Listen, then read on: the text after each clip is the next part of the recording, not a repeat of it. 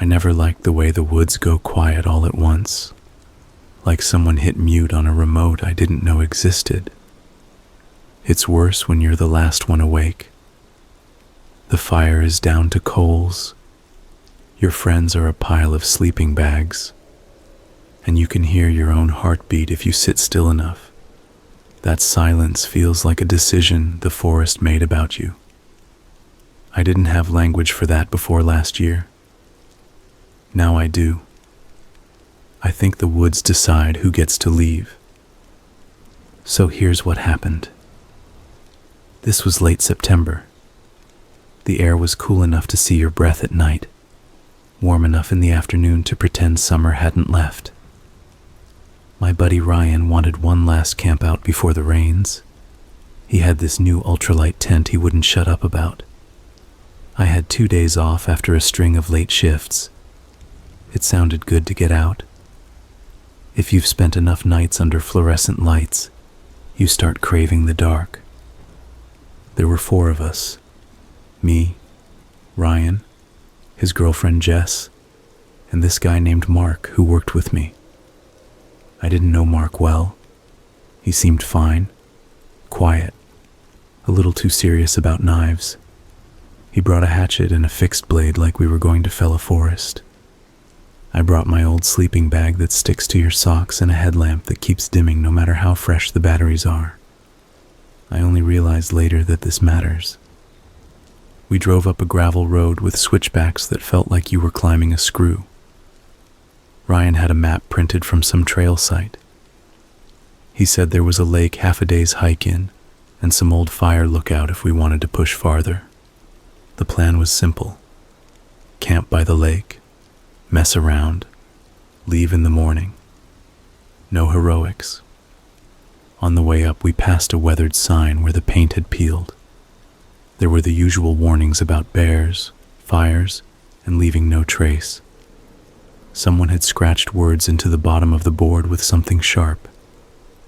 It said quiet hours begin at sunset, like it always did. Jess laughed and took a picture. I shrugged. I've seen weirder stuff in public bathrooms. We parked at a pull-off where a couple other cars were already dusty.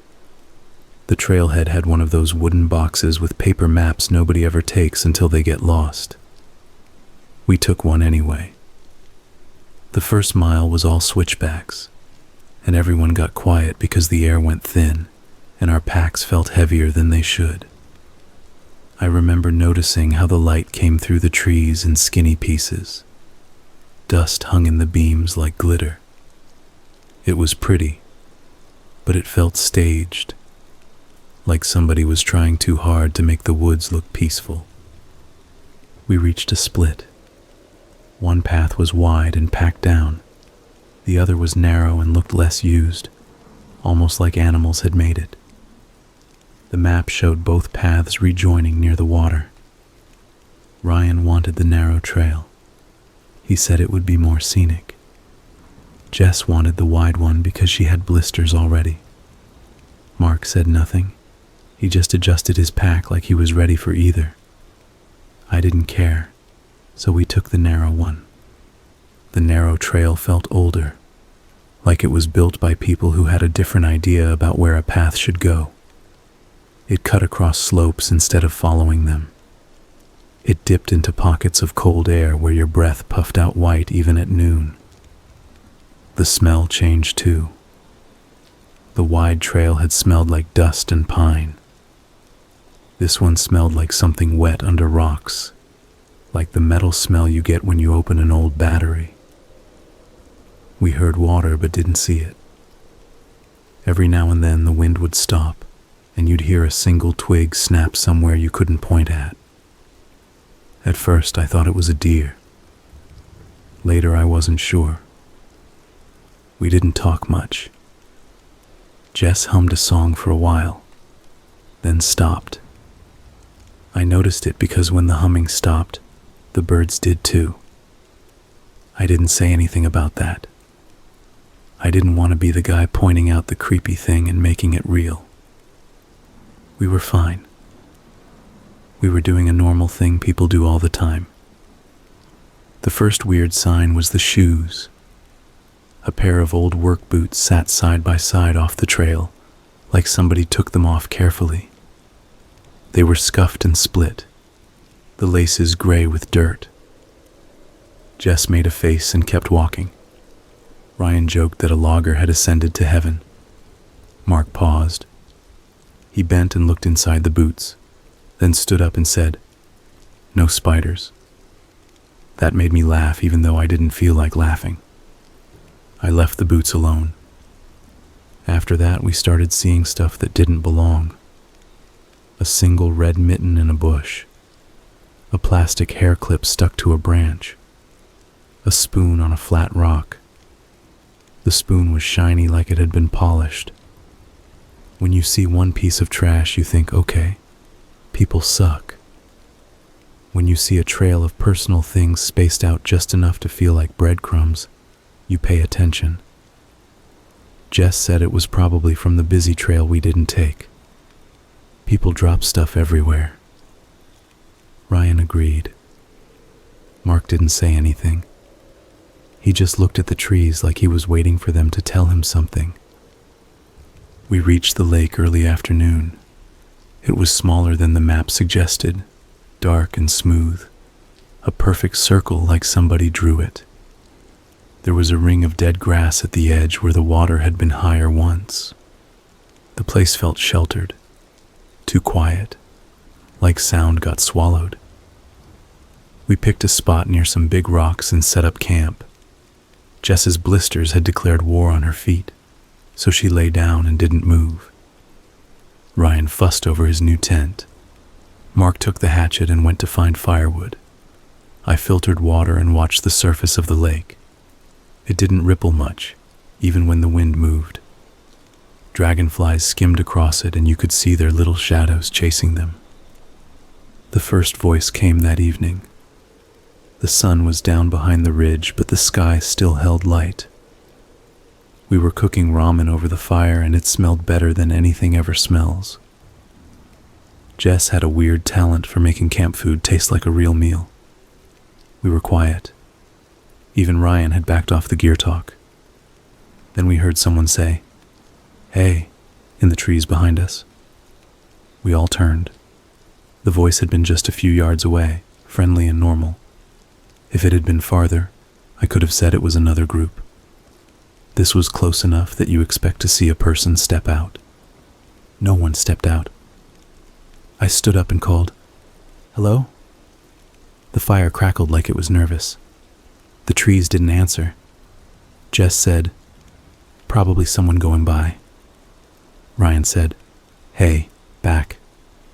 Mark had his hand on the handle of the hatchet, not in a threatening way, more like he wanted to know where it was. The same voice said, "Hey," again. Same pitch, same tone, like someone pressed replay. A little closer. No footsteps, no rustle. Just the same word from the same spot, stepped up in volume by one notch. I know how echoes behave, and it wasn't that. Ryan made a face and said, "Okay." Jess said, "We're good." I walked toward the trees with my headlamp off so I wouldn't blind myself. I called, "Do you need something?" No answer. It felt stupid to stand there talking to the woods. I came back. Nobody laughed. We ate fast after that. Night came like a lid. We sat tight around the fire, the four of us forming a small bright circle in a larger black one. The stars were sharp. The lake opened a dark eye and stared back at the eye of the sky. I could hear little things moving, mice, bugs, but they sounded like they were under the ground. Every so often one of us would crack a joke to keep the air normal. Then it would die, and the quiet would climb back on top of us. Jess turned in first. She crawled into her sleeping bag in my old beat-up tent and left the flap unzipped at the top so air could move. Ryan and Mark took the other tent. I told them I'd sit up with the fire a while longer. I wasn't tired and I felt wired, like after too much coffee. Ryan said, "Don't get eaten." Mark said nothing. I heard them unzip the tent and rustle around. Then it was just me and the fire. I don't know how long I sat there. It could have been 10 minutes or an hour. Time goes weird when there's nothing to do except listen. The fire shifted and sighed as it ate the last of the wood. I kept feeding it small pieces so it wouldn't collapse into a glow, because the glow feels thin and I wanted a wall. The lake looked wrong at night. Not scary in a movie way, just wrong, like a picture of a person with the eyes moved too close together. I kept looking away.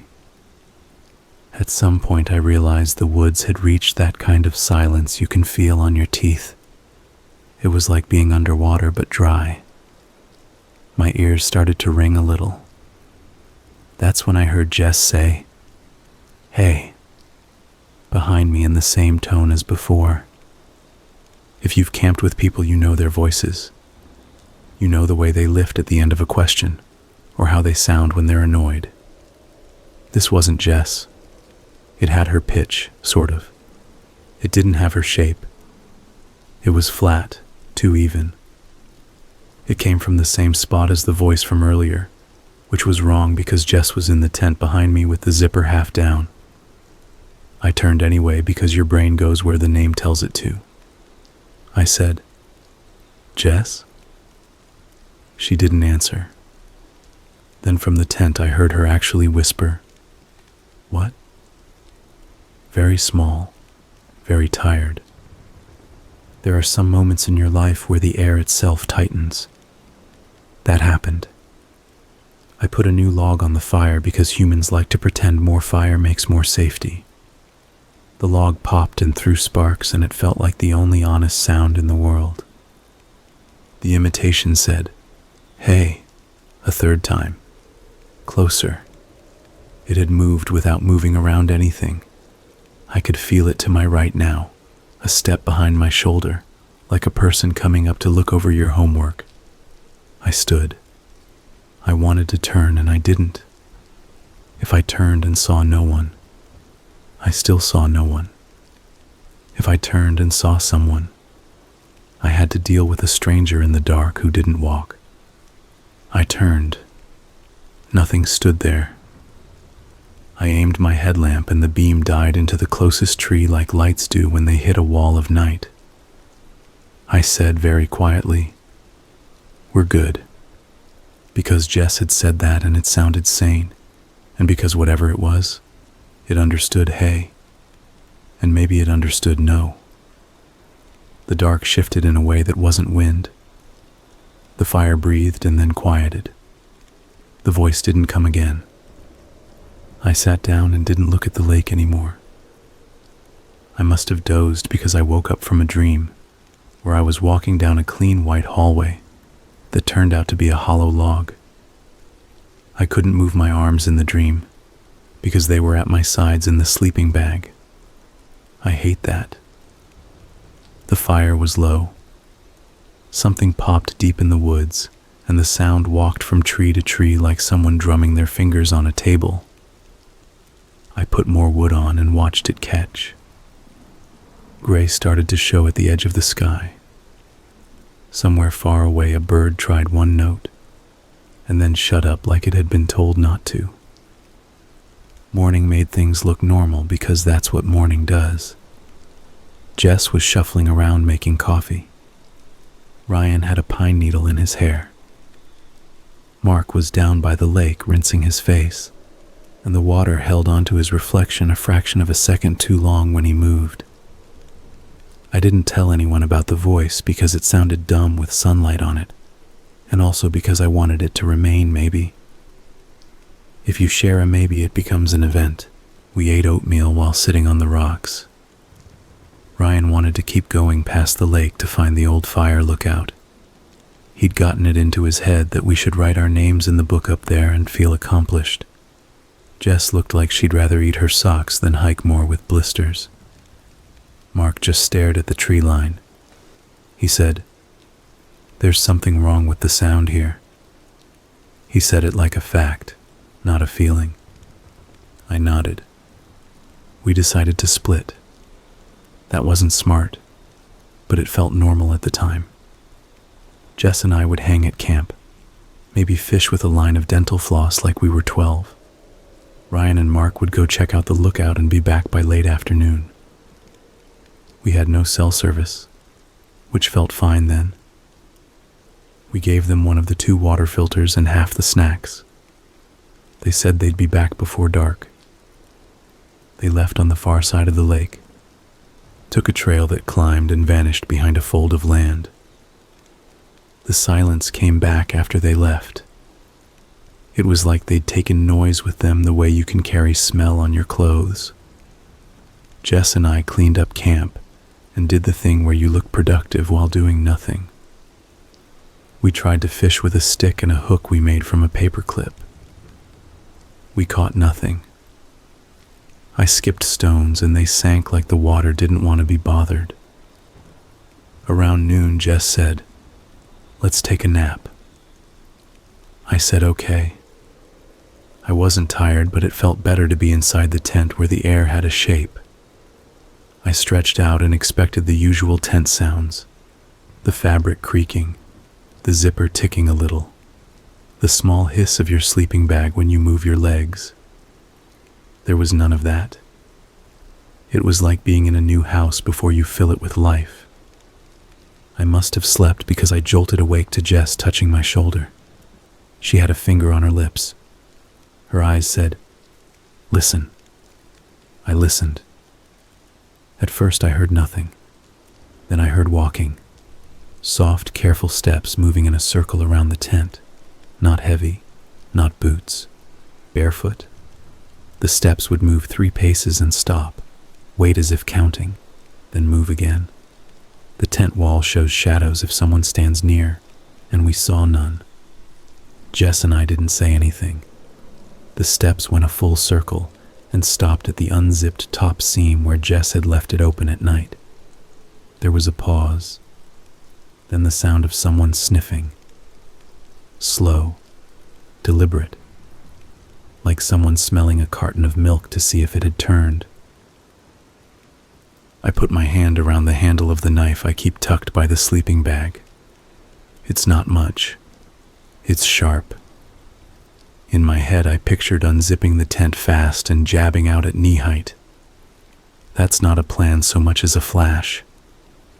I didn't do it. We waited. The sniffing continued for a count of 5 and then stopped. No footsteps away, just silence. After a minute, Jess whispered, "We should go." I nodded. We counted to 3 and unzipped the door and pushed out fast, shouting, "Hey!" like noise would make us big. No one there. The dirt around the tent was undisturbed except for our own prints. There were no prints to be undisturbed, now that I say it out loud, because the dirt there was packed and dry. Still, the lack of marks felt rude. We stood in the noon light with our stupid little knives and looked like we wanted a reason for what just happened. When none came, we got busy. We put all our food back in the bear can like bears were the problem. We tightened the tent lines. We called out, "Ryan," even though it was way too early for them to be back. The sound didn't travel. It fell about 10 yards from our mouths and stopped. We went down to the lake to splash water on our faces because that's what people do to reset. The surface was so smooth you could see the sun twice. Jess cupped water in her hands. She froze. "Look," she said.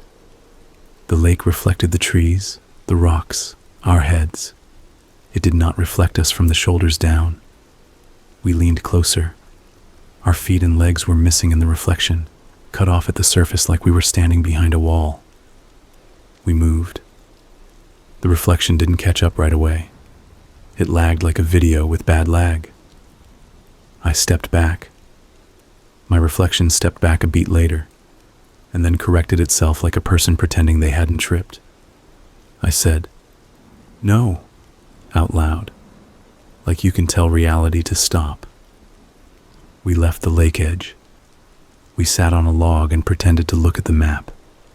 The map insisted there was a world where this lake reflects things like a normal lake, and the path goes up to a normal lookout. The sun moved a little.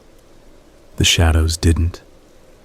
They kept the same angle for too long, and then jumped like a clock hand. Around 3, we heard a voice call. "Hey." It sounded like Ryan. It came from the same place the other voice had come from the night before. It said, "Hey, where are you?" Jess stood up fast and shouted, "Here!" The voice said, "We're back." I shouted, "Come around the lake." The voice didn't answer. Jess cupped her hands and yelled, "Ryan!" Nothing. Then, from the trees behind us, the voice said again in the same tone, "Hey." It wasn't close enough to be a trick of distance. It was the exact same "hey" again, like the forest had recorded him and was playing it back without understanding the shape of the words. Jess sat down slowly. Her face was white around the edges. I felt angry suddenly, the way you get angry when a vending machine eats your money. It was such a simple thing to ask. Answer like a person would answer. We waited. The afternoon thinned. The light did a strange thing where it got brighter without getting warmer. I would have killed for a normal cloud. The woods didn't give us any. At some point, I decided we had to go find Ryan and Mark. That was a decision I made because doing something felt better than letting the woods decide for us. Jess wanted to stay at camp in case they came back. I didn't want to split again. We argued quietly in circles for a while until we realized the argument was being shaped by the silence we were in. That sounds weird, but that's how it felt. The lack of normal noise made it hard to think. So we did something simple. We left a note. I carved into the handle of a log with my knife. We went clockwise.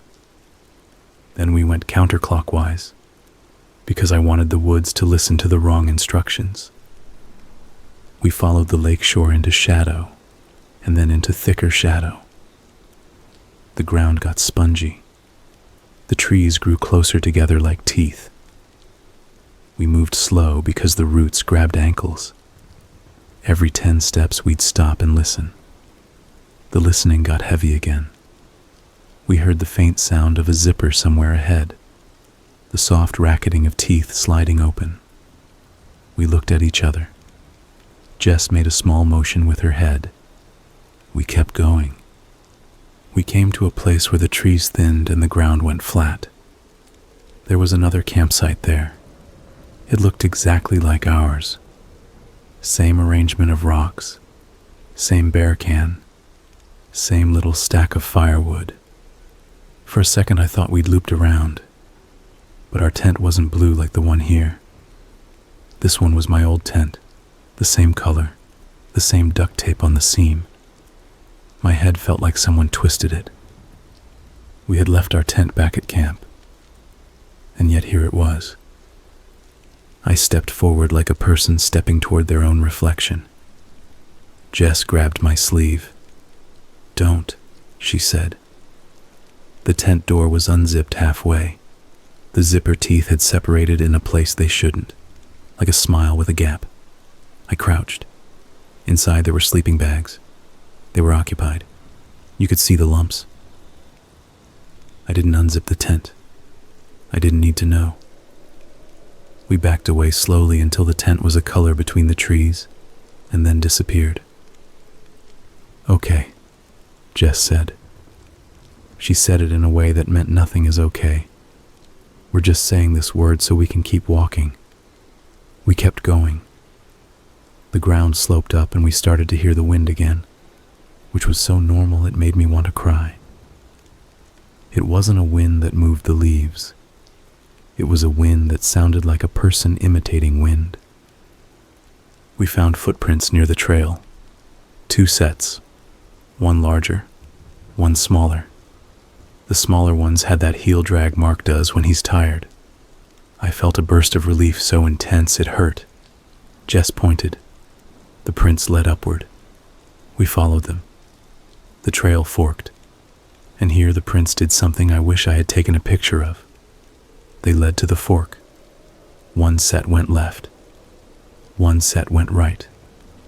The left set was normal. The right set had toes pointing both ways at once, like someone had walked in two directions without turning. We stood there and stared at that impossible shape until staring felt like letting it into your eyes. We went left, because left was what a person would choose. The air thinned more. I got that coppery taste in my mouth that makes you think of pennies. Jess wiped her face with her sleeve, even though it wasn't sweaty. The trees had carvings on them now, not initials.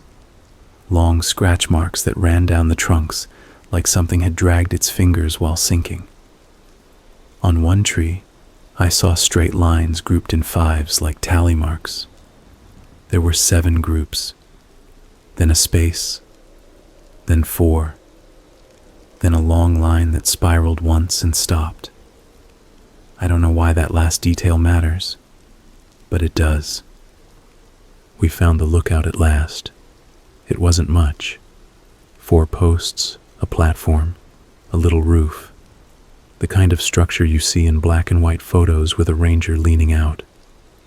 It should have had a good view. It looked over a sea of trees. The horizon was wrong again. Too smooth, like a table. I climbed the ladder anyway. The wood flexed under my weight. On the platform was a metal box with a logbook inside. It was the kind of thing you sign and leave a joke. I opened it. The pages were damp and stuck together. The last entry was in a cramped, tidy hand. It said, "Quiet hours begin at sunset. Please observe." Under that was a list of names that started normal, and then turned into lines that looked like names in a language that didn't care if your mouth could shape it. The very last line was an imprint without ink, like someone had pressed hard with a dry pen. It was my name. It was in my handwriting. I dropped the book. It didn't fall. It hung for a second like someone thought about what dropping should look like and then let it go the rest of the way. I told Jess what I saw. She didn't speak. She pointed past me. Down the trail a ways, almost hidden by trees, were 2 figures walking. One had Ryan's bright orange hat. One had Mark's square shoulders. Relief hit me again. I shouted their names. They didn't turn. I shouted again. They didn't turn. They walked in a steady way that ignored the terrain. They weren't talking to each other like people do when they're tired and making jokes to make the climb okay. They were too smooth. We climbed down. We followed. We called again and again. They never turned. Sometimes the trees would block them, and when the trees thinned, they would be farther than they should be. Like distance had stretched when we weren't looking. After a while, we stopped shouting, because shouting uses up your heart. We reached a place where the trail went between 2 big boulders. The figures went through. When we reached the gap, the trail beyond bent in a way that didn't exist a minute ago, more curved than the land had room for. The figures were gone. The air smelled like the inside of a freezer. Jess had goosebumps on her arms even though she wore a fleece. I felt my jaw start to shake and had to hold it shut with my teeth. We should have turned back then. We didn't. We pushed on because that felt like what people in stories do. Even though we were not in a story, we were in something that didn't want to be named. We reached a clearing that had not been there on the way up. It was perfect circle number 2, same as the lake, but dirt. The middle of it had a stump. On the stump was a lunchbox, a bright blue metal lunchbox with a superhero on it. The paint was chipped but still cheerful. I knew that lunchbox. It was mine when I was 7. My mom had written my name inside the lid with a marker and then covered it with clear tape so the letters wouldn't rub off. I opened the lid because apparently I don't learn. Inside were leaves, neatly stacked. Under the leaves was a dead bird. Its eyes were open. Under the bird was a strip of duct tape with my name in my mom's handwriting. I closed the lid and put the lunchbox back like it might explode. I didn't tell Jess about the name. I didn't need to. She was staring at the tree line. I looked. The trees were closer than before. Not like they had moved. Like the clearing had shrunk. Jess said, "We need to go down." I said, "Yeah." We turned and the path we had taken down wasn't there. There was a path. It had the same dirt, the same plants. It just wasn't our path. It had more roots. It went down at the wrong angle. I felt this deep, slow, tired slide into a thought like, okay, this is how it gets you. Not with teeth, but with rearranging. We took that path because paths are made for feet, and we had feet. The world tilted. The light did not change when it should have. I felt sweat run down my back even though the air was cold. We didn't talk. We saved our words like matches. We heard a voice ahead say, "Finally," in Ryan's exact voice. Then we heard Mark laugh, his short little laugh that goes "heh" twice. We walked faster. The path tightened and made our shoulders brush ferns that felt like fingers. We reached a bend where the ferns were flattened, like something had rolled. The smell there made me gag, that dead battery smell times 10. Then we stepped into the place where the smell came from, and there was our camp. I mean, it looked like our camp. The logs, the rocks, the bear can, the ash from last night's fire. Our tent stood open. Inside were 2 sleeping bags unrolled. Ours had been zipped and stacked when we left. The sleeping bags were occupied. The lumps were wrong again. The breathing was wrong. The air had the heavy, full feeling of a room right after someone speaks another language and laughs. Jess grabbed my hand so hard it hurt. She whispered, "We didn't come this way." I nodded. I took 1 step backward. The ground didn't. I swear it didn't. My foot landed half an inch higher than it should have, and my ankle threatened to roll on a flat surface. Something moved in the tent. Not a person sitting up like a person does. More like someone being pulled from a hole under the ground, slow and stiff. The sleeping bag shifted and a head came out. It was Mark's face. It was also not Mark's face. It had all his parts in the right place. The parts didn't know how to move together. The mouth smiled without the eyes. Then the eyes blinked in a way people don't. It said, "Hey," in the voice from last night. And then Ryan's hat tilted up beside him. Ryan's mouth said, "Finally," again with the same timing like a sample. We ran. There's no brave way to put that. We turned and ran the wrong way on purpose because right and wrong had become decoration. Branches tried to lace us into the forest. Roots grabbed ankles just enough to remind us the forest has hands. The world did that thing where it doesn't give you enough air when you want it. My heart knocked a hard pattern against my ribs, and I wondered if that would be a thing I'd hear when I wasn't a body anymore. We broke out onto a trail I recognized. It was the wide one from the day before, the one we didn't take. I could tell by the way the dirt packed and the little bright candy wrappers other people left behind. I have never loved human garbage more than I did right then.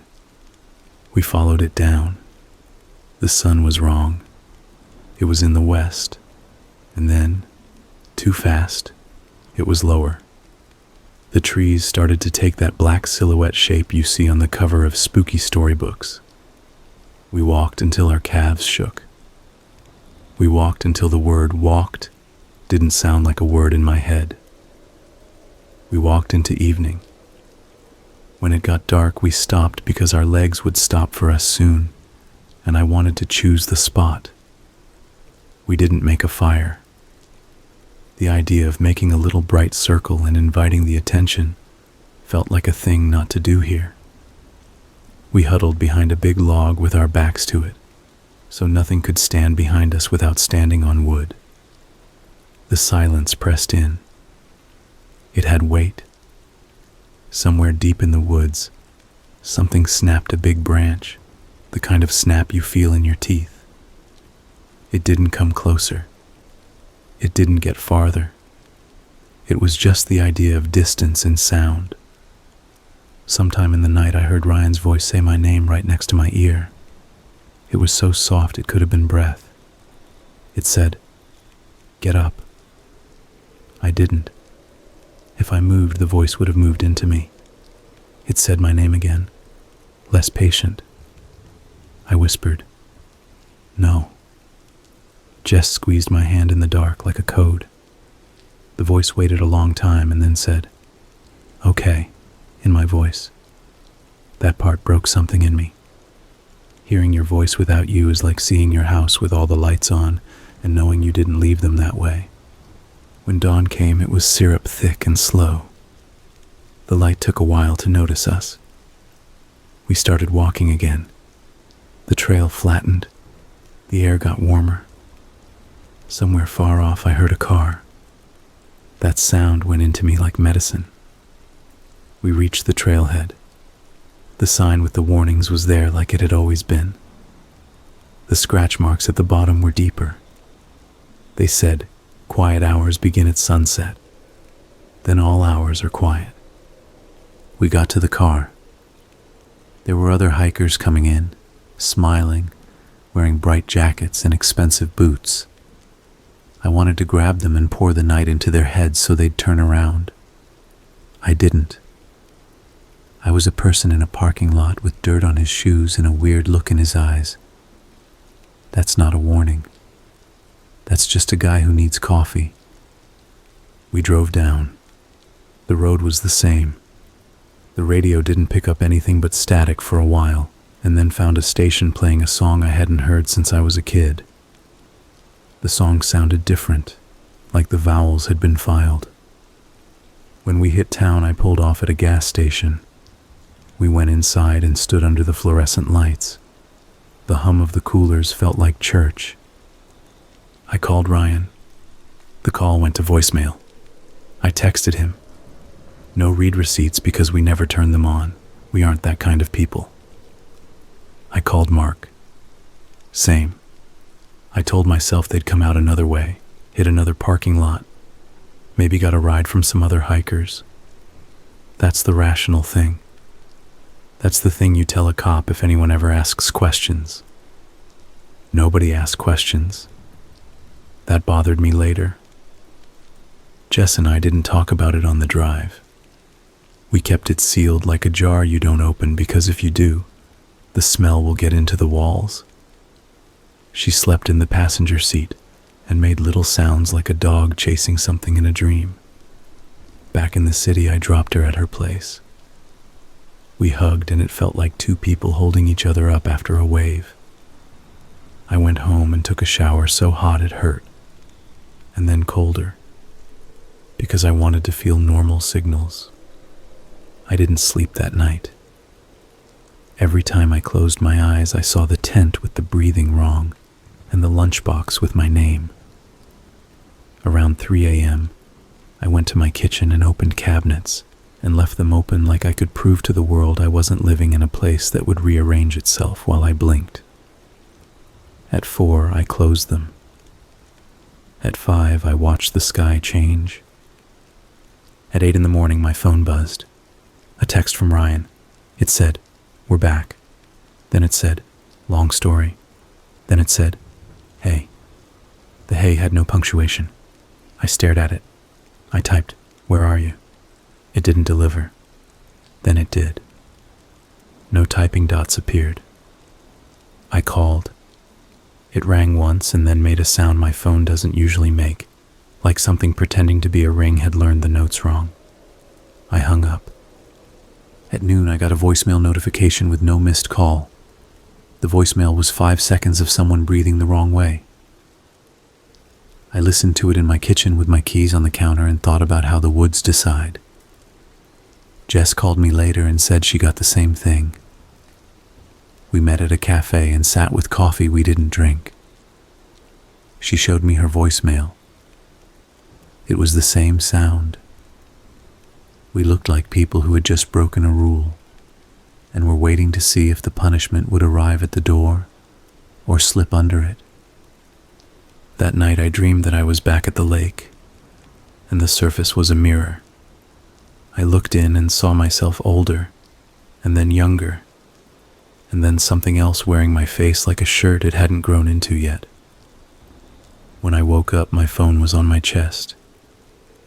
My screen showed the flashlight app on, as if I had needed it to see my own ceiling. Weeks passed. Nothing dramatic happened. That's almost worse. Little things happened. If I left a chair in the middle of my living room and turned out the light, sometimes in the morning the chair would be facing a different way. If I stood in front of my bathroom mirror and moved my hand quickly, sometimes my reflection was a half beat behind, then caught up instantly like it had to run. The radio will sometimes crackle when it hits a certain note on a certain song, and then cut to static for 2 heartbeats, and then come back. Those are small things. They accumulate. I tried to tell myself it was stress. Brains do a lot of maintenance in the background, and sometimes the maintenance makes noises. I downloaded one of those meditation apps that speak in a calm voice and tell you the ocean is inside you. The ocean in me feels dead. It smells like wet metal. I went back once. I don't recommend it. I went alone because I didn't have the heart to make anyone come with me. I went on a weekday so there would be fewer people, fewer witnesses. I told myself I was going to drop a letter at the trailhead for Ryan and Mark just in case, like someone sending a message in a bottle to a lake they know drains into the sea underground. I wrote, "If you are listening, we made it out. If you can walk, walk toward the wrong thing on purpose. If you can't walk, keep breathing on purpose. Quiet hours begin at sunset. I'm sorry." I put the note in the wooden box with the maps. I stood at the start of the trail and listened. The trees creaked in the wind. The wind sounded like wind. It was daytime. I could have gone in. I didn't. The air felt like a hallway that leads to rooms that rearrange themselves when you blink. I have lived in apartment buildings with landlords like that. You never get your deposit back. On my way back to the car, I passed a family coming up. A dad in a shirt that said something about a marathon, a mom with a big sun hat, a kid with a stick he was swinging at nothing. The kid looked at me and said, "Hey," in a perfect imitation of the voice from that first night. Kids do that. They pick up sounds they hear and use them. It was probably random. It felt like the woods tapping the glass. Sometimes I get a text now from unknown numbers. The texts are short. "Hey." "Okay. Finally. Where are you?" They come at sunset a lot. I started putting my phone on airplane mode when the sky goes orange. I know that's not how anything works. It makes me feel like I am observing quiet hours. That seems polite. You're going to ask why I'm telling this. Because if I don't put it somewhere, it keeps the same shape inside me, and that shape is sharp. Because people go into the woods all the time, and most of them come back with stories about s'mores and weird raccoons. Because if you go, and you hear a voice say your name from the wrong angle, pretend you dropped something and turn around slowly and make your body look like you're busy with your own life. Because if you find your own tent where it shouldn't be, you don't have to unzip it. You don't have to help things that practice being you. If you go and you start seeing pieces of yourself laid out like breadcrumbs, your handwriting where it shouldn't be, the sound of your own laugh from behind you. Think about the way lakes hold light for a second too long. Think about reflection as a job, and what happens if your reflection gets bored. That's what I think happened. Not monsters with teeth. Something in there gets tired of reflecting and tries out being the thing. Quiet hours begin at sunset. Then all hours are quiet. That's what the scratch sign said. That's the rule. The woods don't say please. They make you learn the rule by putting it where you can't help but see it, and then making you feel what it means. Last week I woke up at 2 a.m. because someone was crying softly in the hall outside my apartment. You know the way a child cries when they're trying not to wake their parents? It sounded like that. I put my ear to the door. I heard a voice say my name in a way that would make me open. I didn't open. I put my back to the door and sat down and stayed there until dawn. The crying stopped when the light came into the cracks around the blinds.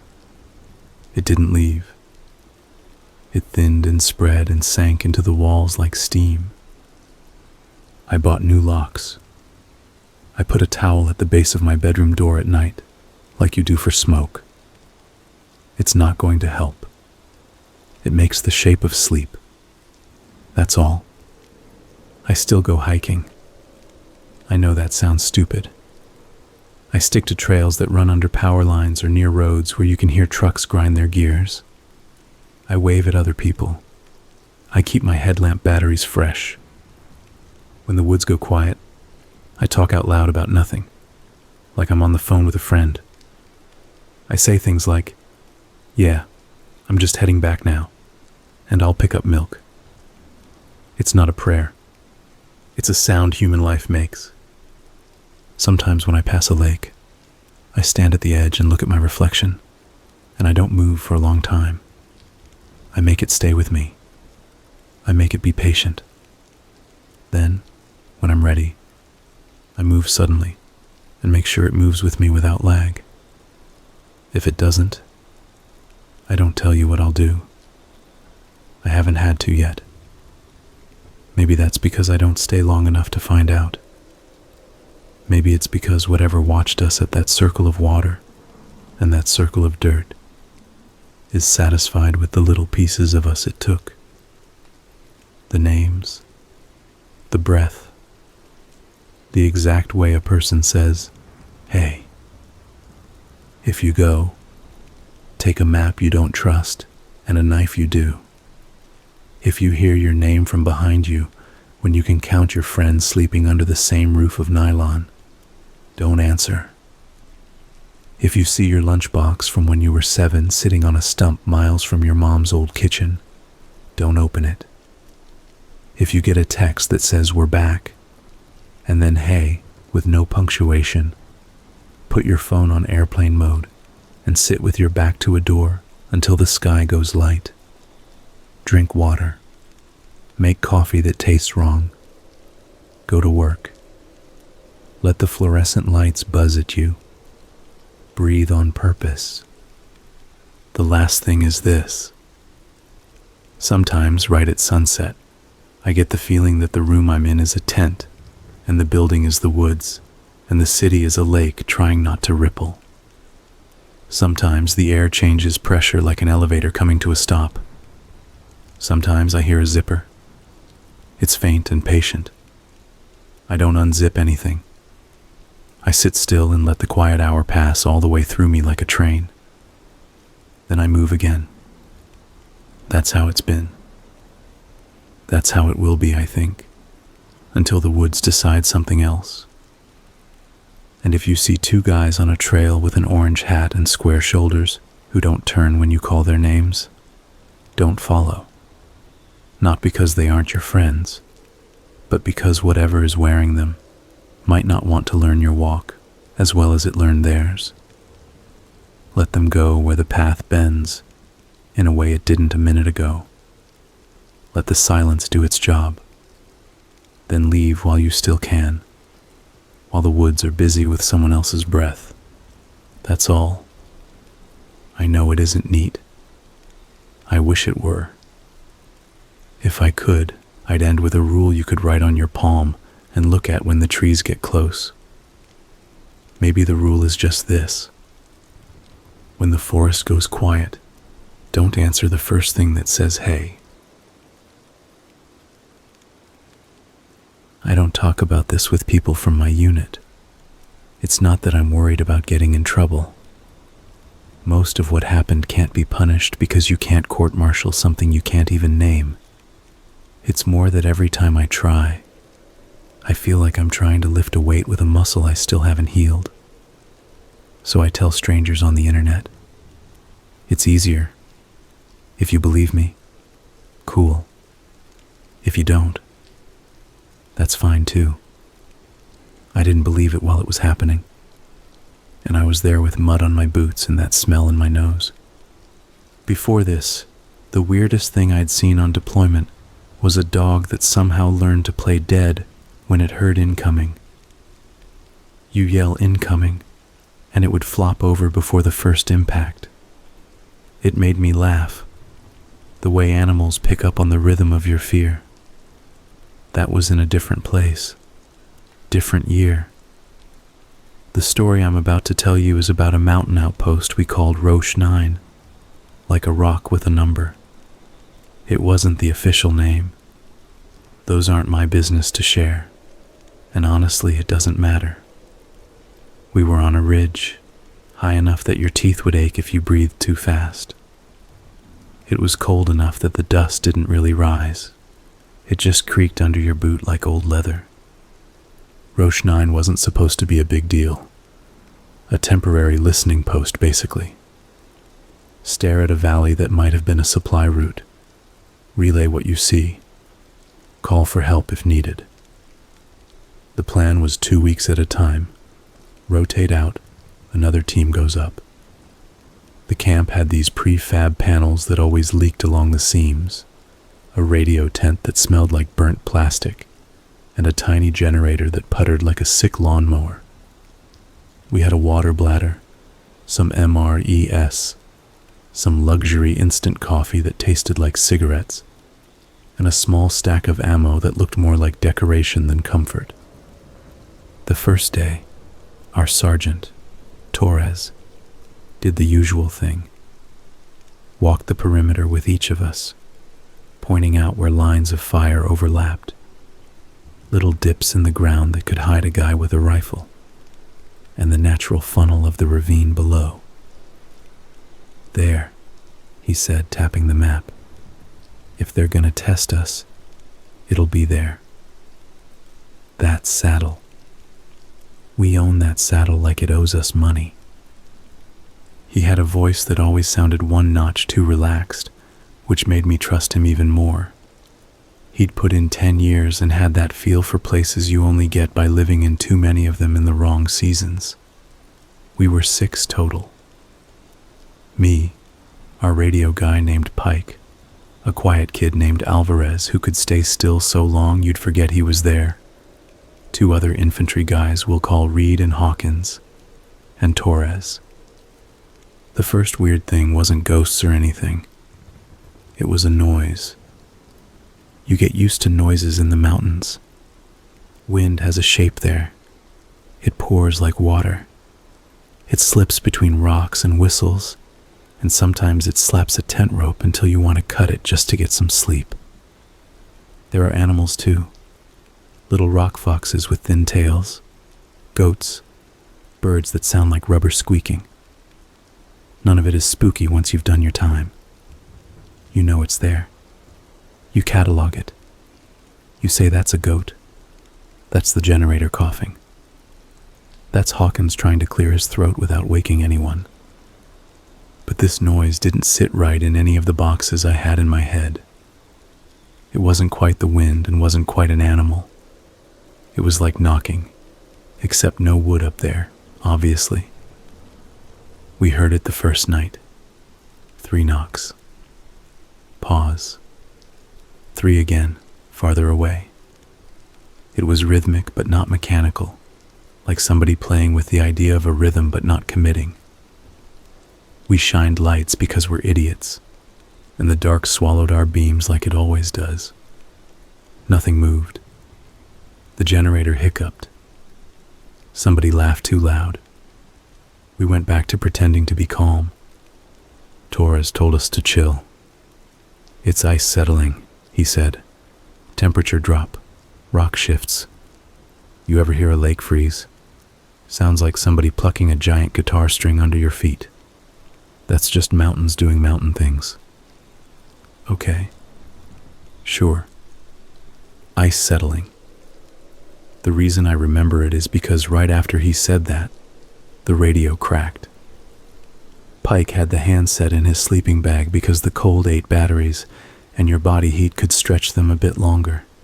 He sits up and gives us the finger to shut up. We go quiet except for breathing, and that generator that sounded like it had secrets. The voice on the radio wasn't our command. Wrong call sign. And not the local forces either. It was clear. Too clear. The static wasn't doing its usual Rice Krispies thing. It came through like the person was sitting next to us. It wasn't a voice I recognized, but it had this distant echo, like it came from a tiled room. Roche 9, it said. Sit rep. Pike looked at Torres. Torres looked at me, at everyone else. He didn't give us anything with his face, just that relaxed voice again. Who is this? He asked. Authenticate.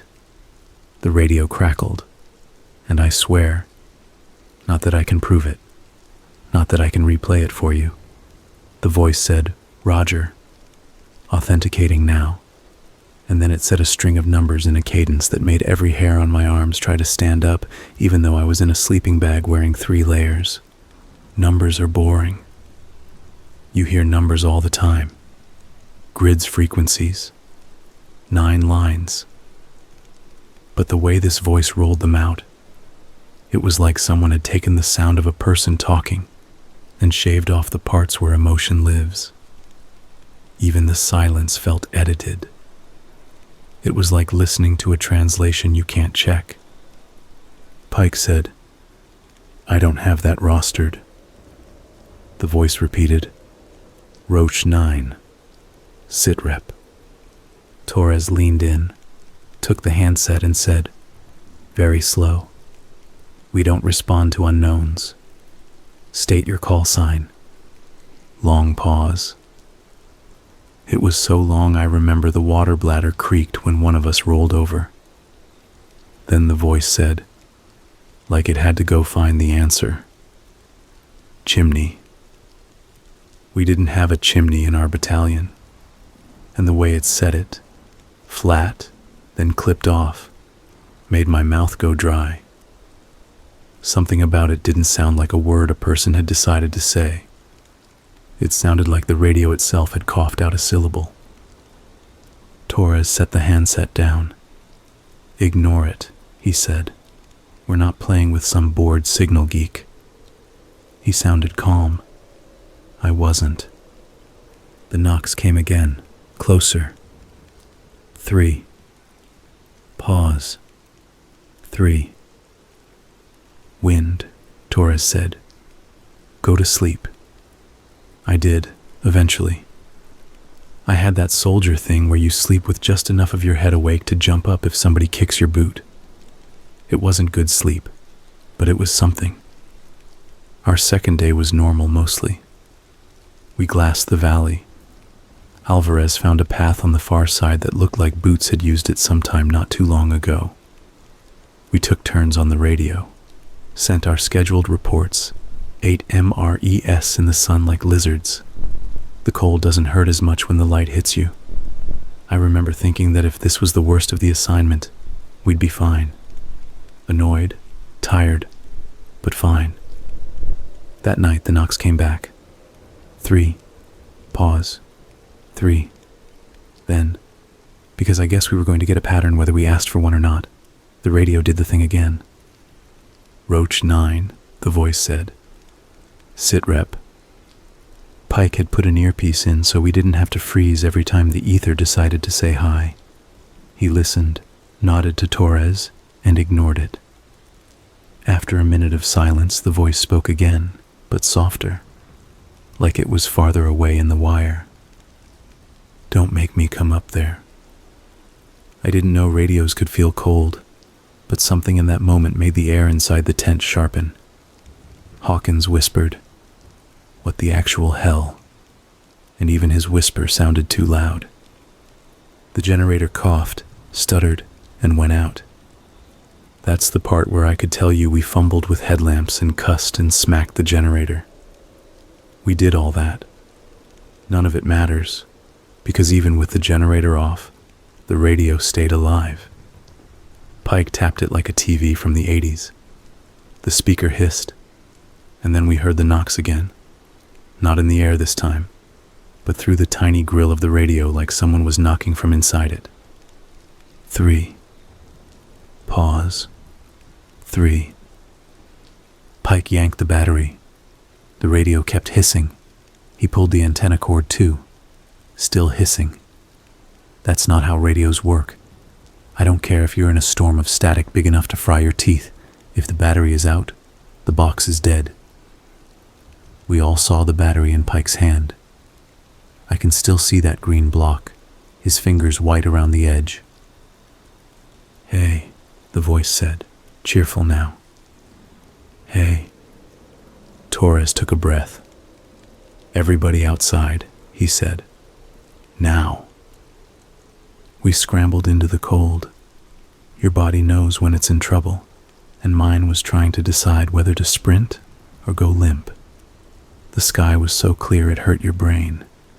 Too many stars. I saw Alvarez make a little sign he'd do sometimes when he was spooked. We didn't talk about it. I think if he'd started saying prayers out loud, I would have joined him. Out there, the air was empty of anything except wind and that dusty mineral smell the ridge had. There was no knocking. The radio in the tent was still hissing. We could hear it from outside because the tent walls are thin, the kind of thin that makes you wonder why we even bother with tents. Torres told Hawkins and Reed to get the generator going. Told me and Alvarez to check the perimeter again, even though we'd done it an hour before. Told Pike to get on the backup radio and try to reach anyone with a call sign that we trusted.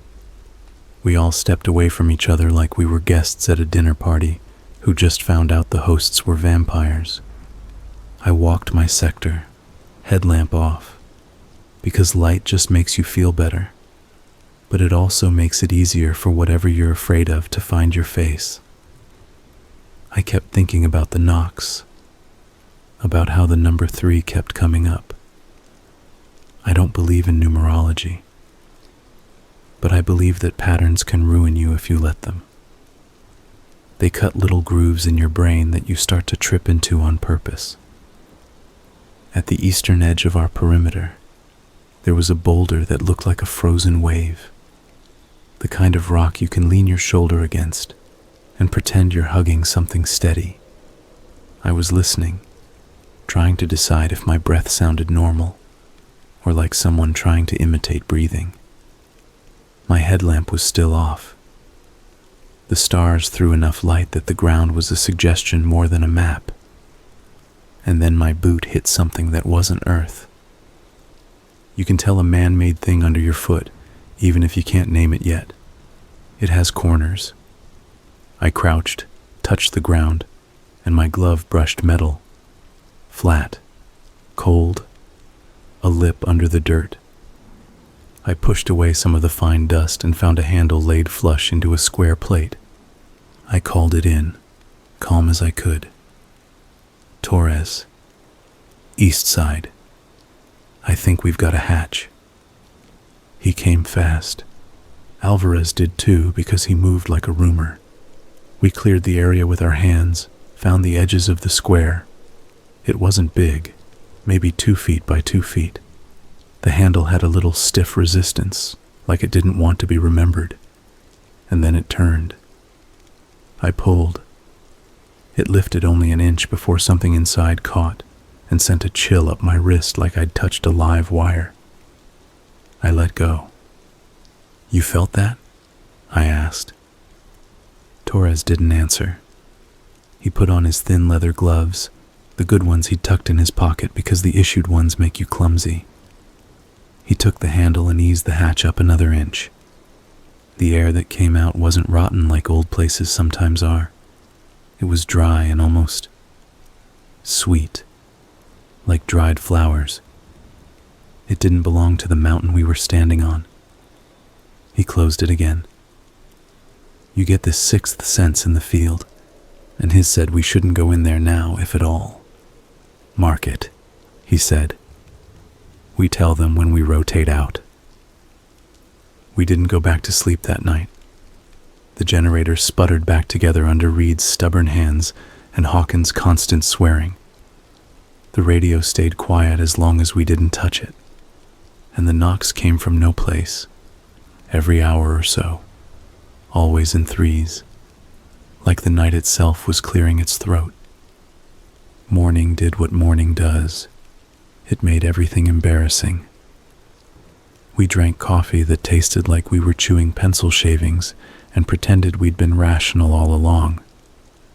We looked at the hatch in daylight. Dust had already softened our footprints. If you didn't know to look, you'd miss it. Old bunker, Torres said. Cold War, or older. These mountains are full of holes. He said it like he was trying to convince himself that the world had categories. I love categories. I love their promises. I just don't always believe them. That day, nothing moved in the valley. Not one goat. The sky felt too close. We filed our sit rep on schedule, used the call signs we're supposed to use, said the words we've been trained to say. And when the sun went down, the wind picked up, and the knocks started coming from farther away again. The radio stayed quiet until about 2 a.m, when it wasn't. Roche 9, the voice said. Open the door. I don't know if it meant the hatch or the tent flap. Pike looked at Torres like, say the word. I'll crush this thing under a rock. Torres didn't say anything. He grabbed his rifle, zipped his jacket up to his neck, and started walking toward the eastern perimeter. Sergeant? I asked. He didn't answer, but he wasn't far ahead, so it wasn't like he was ignoring me. He had this way of making your feet move without telling you to move your feet. I followed. Alvarez ghosted behind me, and the others drifted after. The hatch looked exactly like a square that did not belong where it was. Torres squatted down, put his hand on the handle and said, We're going to open it in daylight with engineers here to hold our hands and tell me I'm a dumbass. Not at night. Not dash dash. The knocks came right under the hatch. 3. Pause. I felt them through the ground. They were so close I could almost taste them in my molars. The pause stretched. The space between want and act, right there under our boots. 3 more knocks. Torres's face did a thing then. I only saw it for a second, but it stuck with me because it was the first time I saw his easy mask slip. Something about having the phenomenon align that perfectly. Knocks in the radio, knocks in the air, knocks under a hatch we hadn't known about, made us all smaller. He stepped back. We're not opening that, he said. Reed, Hawkins, fill sandbags, cover it. 2 layers. Are we burying it? Reed asked. Because you have to ask or else you'll go nuts. We're not burying anything, Torres said. We're being professionals. We're discouraging accidents. We moved like we were in a drill. It felt better to stack sandbags than to stand around waiting for a voice none of us wanted to hear. When we were done, the hatch was a flat shape under 2 courses of green bags that didn't care about any of this. We went back to the tent. The radio said, conversational as anything, "Open the door." Pike left the handset off and the back cover open so the guts stared at us like an organ you can hold. It didn't matter. The voice was in the wire like water finds cracks. I lay there thinking about how many miles of wire there are in a radio, and how many places something could hide in between the copper. I thought about the guy who invented radios, how proud he must have been, and whether he'd have been less proud if he knew what else might fit through a speaker besides news. At some point, I fell asleep hard enough that dreams didn't have time to get at me. When I woke up, it was because somebody was shouting, and the air had the taste of burnt metal in it, which means something exploded or tried to. I sat up fast and hit my head on a tent pole. We ran outside. Gray morning. The generator had blown a gasket, and a ribbon of oil was creeping into the dirt like it belonged there. Hawkins was saying, "It wasn't me, I swear, it was the stupid valve." And Reed was already cracking open the toolbox like he was going to fix the laws of physics with a wrench. Torres was looking down the slope toward the saddle we were supposed to own, like it owed us money. A thing was moving down there, a pale shape that flickered like heat haze. I thought it was a goat at first. The way it stepped, careful, then bunched itself to hop down a ledge. But goats don't wear clothes. Even rags count as clothes, and this thing had rags that hung in strips that didn't match the way the wind was blowing.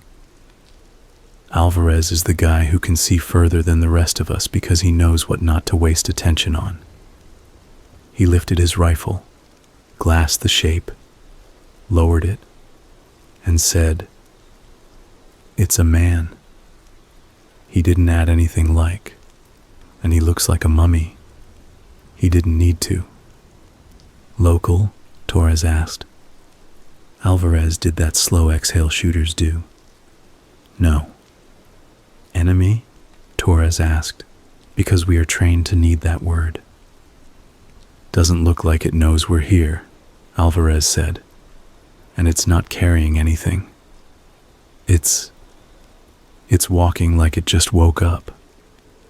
We watched.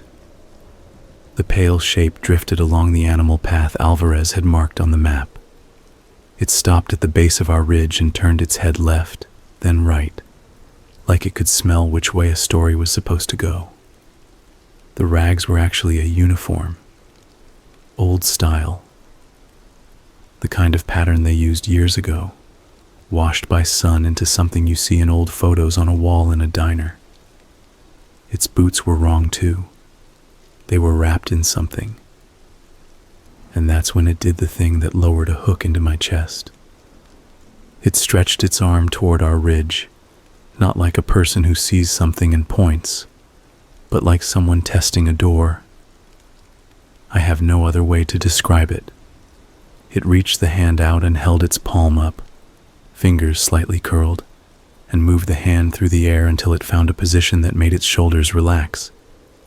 Then it withdrew the hand, took a step. It did it again, like it was feeling for a latch.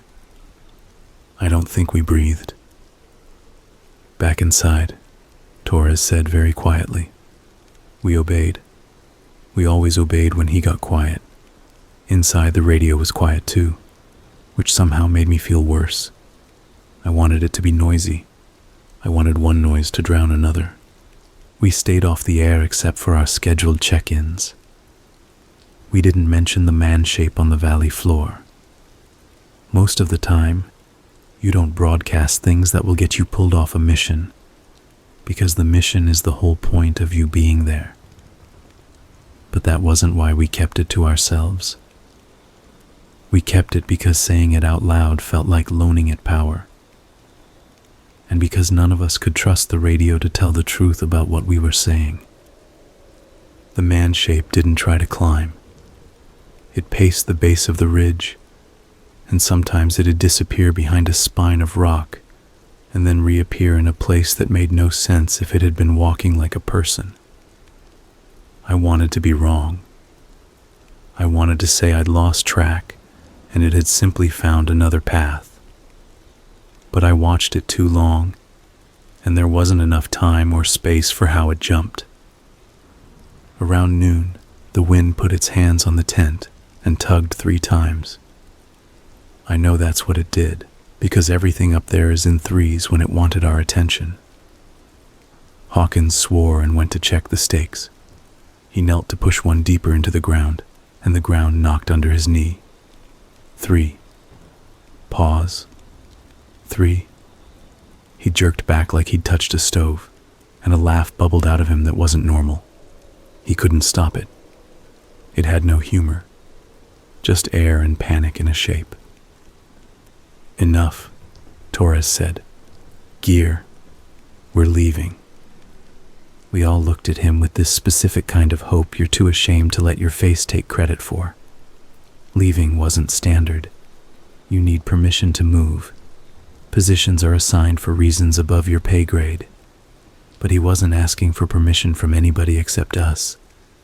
He stomped to the radio like it owed him money now, and keyed it. Roche 9 to 6 actual, he said. We are experiencing technical failure at our site. Generator down, communications compromised. Request immediate relief. We are descending to LZ2 for pickup. There was a beat where I saw the future play out. 6 actual asks a dozen questions.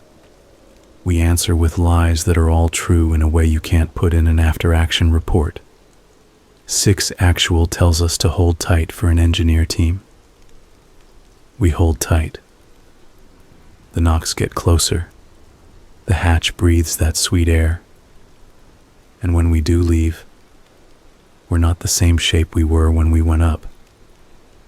But the radio didn't give me that. It gave me the voice. Roche 9, it said. Open the door. Torres looked at the handset like he was deciding whether to bite it.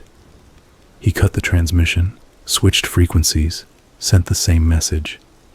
He got a different thing now. A woman's voice, staticky but real. The kind that ends sentences with a click of a keyboard you can hear. Roche 9. Say again with authentication. He did. He gave the right numbers, in the right cadence. She came back. Copy technical failure. Relief sent. Hold position. ETA 24 hours. Negative, Torres said. We are descending now. The radio went wet like somebody had dropped it in water.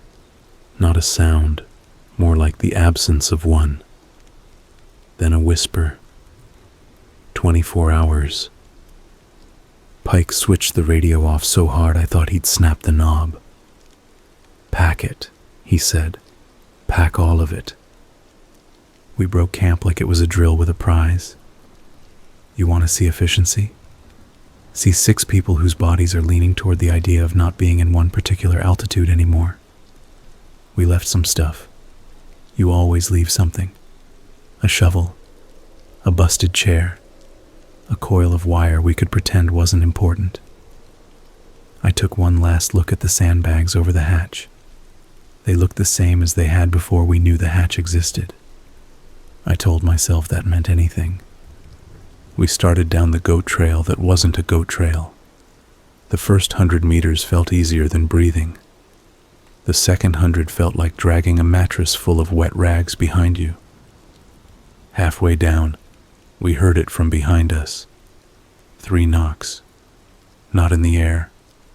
Below our boots. the mountain itself, clearing its throat like it had something to add to the conversation. "Keep moving," Torres said. The valley stretched out like something you dream of when you're trapped indoors too long. The sky got wider. The wind found more to play with. We kept moving. The knocks changed position. They were to our left for a while, then our right, then from a point ahead where there wasn't ground to carry sound from. Imagine walking down a path while someone taps a spoon against a glass to let you know you're being watched. And the glass is inside your knee bones and your teeth and the base of your skull. We made it to the saddle.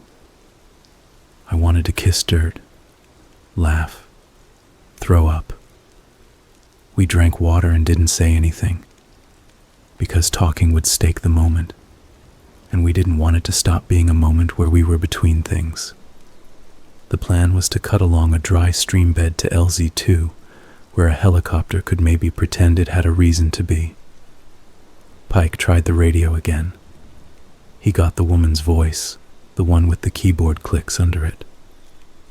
"Say current grid," she asked. He did. She said, "Copy." Then, after a second, "Are you still at Roche 9?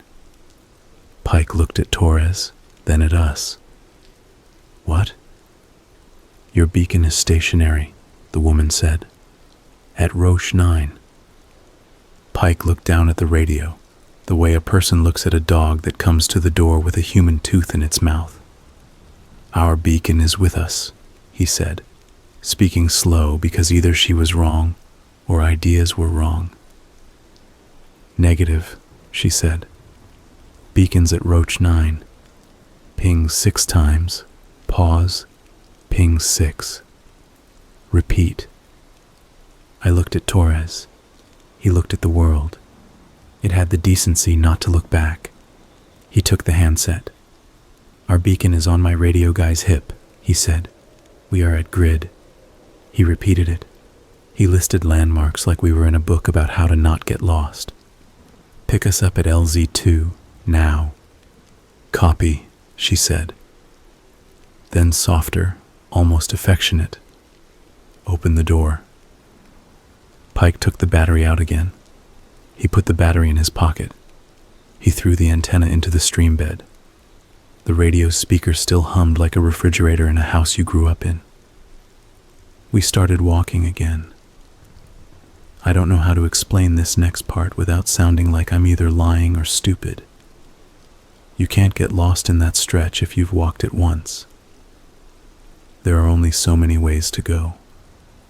But we kept ending up back at certain rocks, certain withered bushes, a particular split boulder with a shape like a whale's back. The first time I thought I'd zoned out. The second time I told myself we'd gotten turned around because we were trying to avoid some loose scree. The third time, when I put my hand on the whaleback boulder and felt warmth in the spot where I'd leaned last time, I felt something old and mean take a step closer in me, like a part that hadn't had cause to get up since I was a kid, when night was endless and walls didn't feel like things. "Backtrack," Torres said. "Backtrack and mark. We'll leave an obvious trail." He had us stack pebbles in little cairns. We carved arrows in the dust with boot heels. We also didn't say that's what we were doing, because this is the kind of thing you do when you admit something out loud. We followed our own arrows. We hit the whaleback boulder again. Hawkins sat down hard, like a puppet whose strings got snipped. "It's not supposed to do this," he said. "Places aren't supposed to do this." "You okay?" I asked, because that's what you ask when you can't fix anything, and you want to put a blanket over the idea of the problem. "Ask me anything but that," he said. "If you ask me that, I'll tell you no. And then what will we do?" "Stand up," Torres said, and I love him a little for that. There is a time for feelings and a time for feet. We changed direction the way you change a word in your mouth. Forceful and awkward. The knocks came from ahead again. I could tell they were closer because my body started wanting to throw parts of me away to get lighter. Then the air changed. It went from dry mountain to that dried flower scent from the hatch. It was faint, but it was there, like a memory you didn't choose to put in your head. Alvarez stopped. He was looking at the ground like it owed him an explanation. "There's a seam," he said, "in the dirt." We all crouched. He was right. The dust had settled in a line like you see where a door meets a floor inside a house. The seam ran across the path and into the scrub like the ground had been made by someone with a budget. Hawkins reached toward it like he might lift it and then jerked his hand back. "It's warm," he said. The knocks under our boots tripled, rapid, excited, like whoever had the spoon was suddenly full of ideas. "Keep moving," Torres said, but the idea of moving lost detail in my head. We stood there, 5 guys and our sergeant, doing that thing people do where you argue with your body without words. I wanted to drop my pack and run. I wanted to sit down and close my eyes like that would make the mountain polite. I wanted someone with a bigger voice to narrate the world back into the kind I could be in. Here's the dumb thing. Here's the part where you yell at a horror movie screen. We opened the door. Not the hatch on Roche 9. Not a square with a handle. The seam in the earth. We didn't do it together. Alvarez touched it with his fingertips and it gave the way a zipper will if you pull it gently. A line opened, black as the inside of a well. He flinched back. The line kept going, like it didn't need him anymore. Dust fell into the line and didn't make a sound when it should have. There was no hinge. There was no edge. The ground sort of folded, and the dead scrub next to it toppled and vanished into the black, like it had somewhere else to be. The smell got stronger, and my brain kept looking for words for it. It wasn't exactly flowers, and it wasn't exactly old paper. It was the smell of air that had been separate from other air too long, like a room that had waited years for a door to open, and now it was trying to tell us all its secrets at once. I took a step back. Hawkins took one forward. Reed grabbed his jacket. "Dude," Reed said, voice gone thin. "No." Hawkins wasn't hearing him. He was looking down into the black and nodding like someone was explaining a plan to him. "We have to fix it," he said. "Fix what?" I asked. My voice came out wrong, like I was talking through my hands. "The loop," he said. "We have to fix the loop, or we're going to keep hitting the same rocks." He looked at Torres then, and there was a moment, clear as sunlight, where I saw Torres decide between slapping him and hugging him. He did neither. He said, "We're leaving." From the black, a voice rose. Not the radio voice, a different one. One I had heard 100 times in the chow tent and on patrol and half asleep. It was our platoon sergeant from a different deployment, the one who'd taught me how to clear a stairwell without making a mess of myself. "Hey," it said.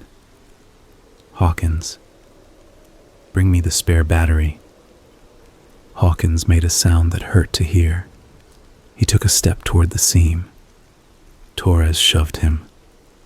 Not hard, but hard enough to say no in a language bodies listen to. Hawkins tumbled into Reed, caught himself, swore. The black line widened. Something moved inside it, a pale flicker like the thing we'd watched on the valley floor. Except this flicker had edges. I could see a sleeve, a button that winked as it caught a sliver of light. And the knocks. Always the knocks. But they were coming fast now. Not in threes. Not respectful. But like somebody laughing who doesn't need air. I don't remember deciding.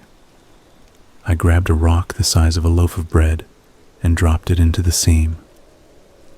You know how things make sounds? Like how gravity has a certain personality? This didn't.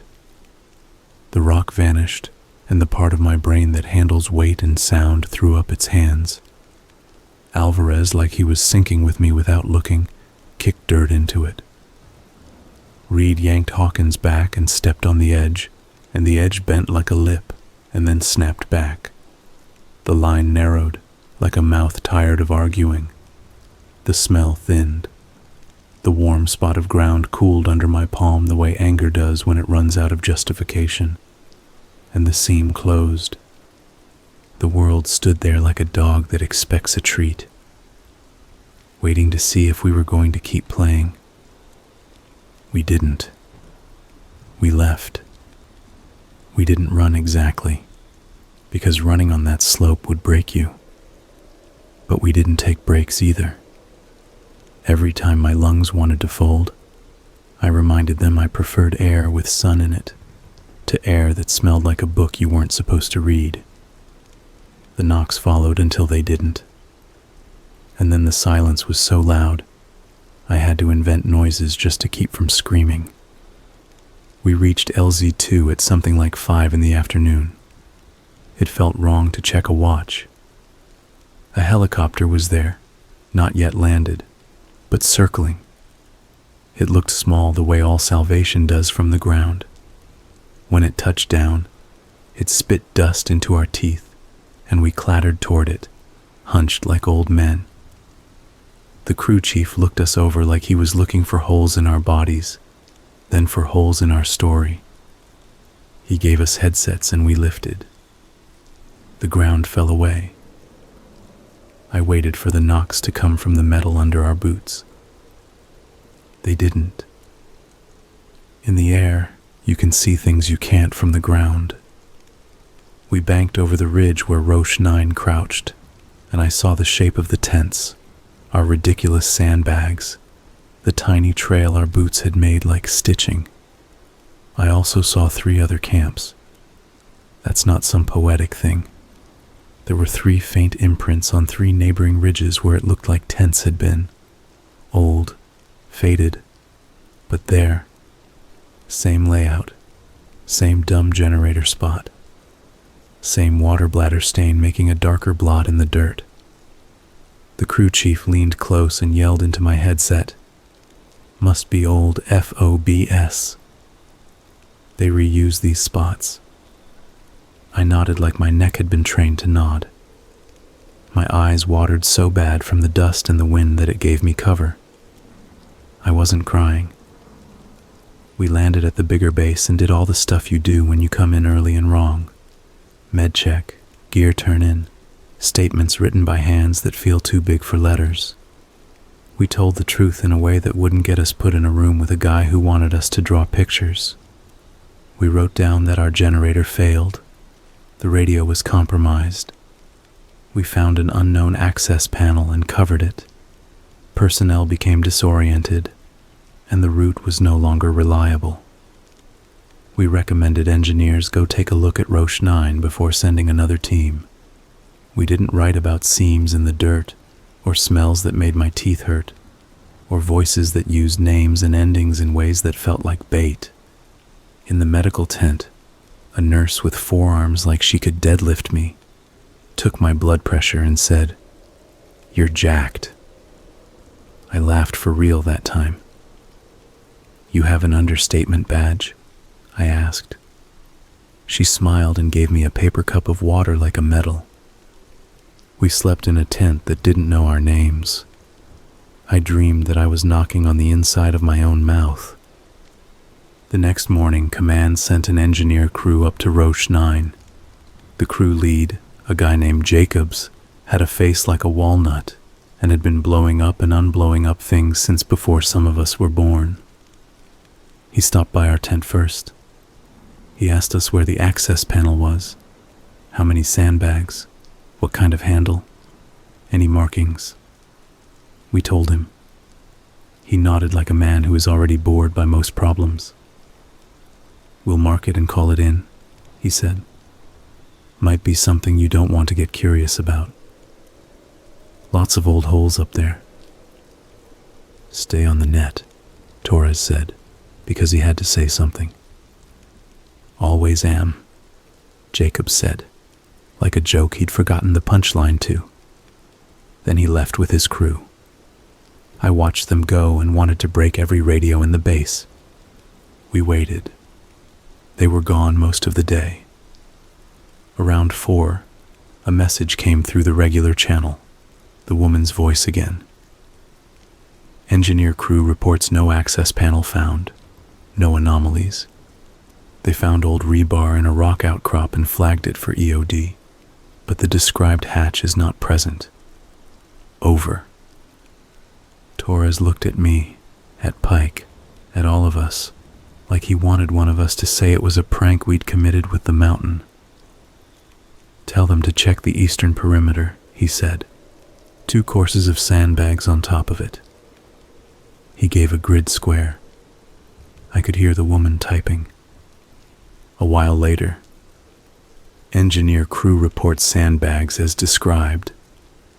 No hatch underneath. Ground is continuous granite shelf. Over." "What about the knocking?" Hawkins asked, and I wanted to put my hand over his mouth. Not because I wanted to hide it, but because I didn't want the word to get knees in this place. The radio stayed quiet. When it spoke, it wasn't the woman. It was the number's voice, the shaved down one. It said, "Roche 9. Sit rep." Pike clicked it off. He took the battery out again. He set it on the table like proof of a magic trick. He said, "No," out loud to nobody, and the nobody did not answer. We rotated out a week later. Another team took Roche 9. They lasted there 2 weeks, and rotated like the mountain had gotten bored.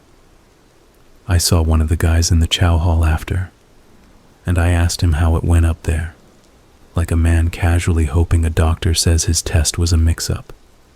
He shrugged. "Cold," he said. "Quiet. We had a goat try to steal a cracker. I didn't ask if he heard knocking. I didn't ask if he found hatches. I didn't ask if his radio said anything in a voice that knew words without knowing what they were for.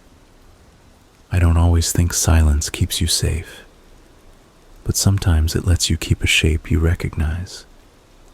We eventually got sent back stateside for a while. Most of us stayed in. That's a different conversation. You don't walk away from something like the thing in the dirt seam by deciding you're done marching. It comes with you the way dust does. It gets into the folder where you keep the sound of rain and your mother's laugh, and the way a small dog will pretend it can protect a whole house.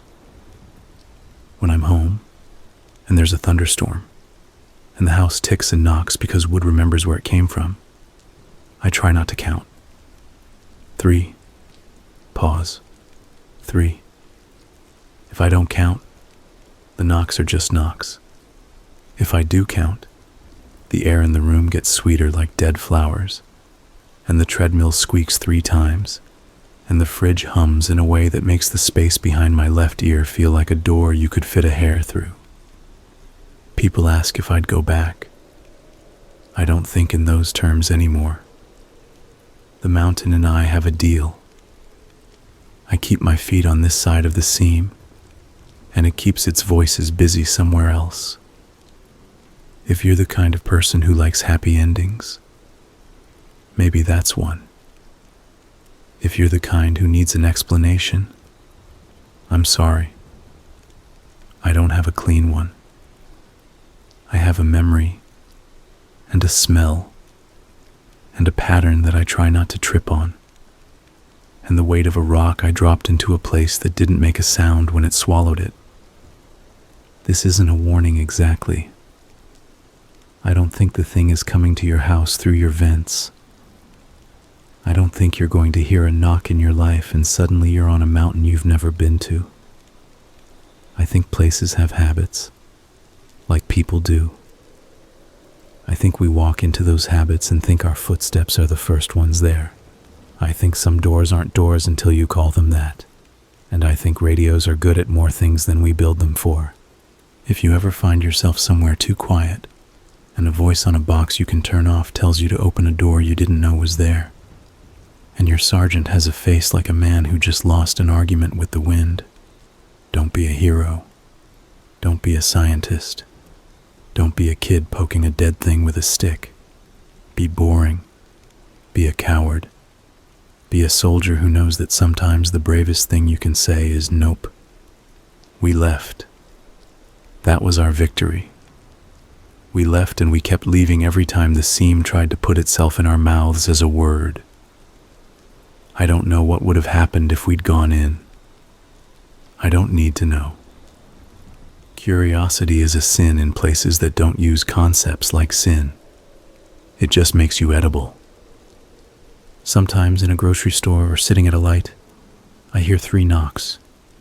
It's almost always nothing. A kid with a cart, a pipe, a door and a breeze. I keep walking. I don't give it a shape. If you're smart, you won't either.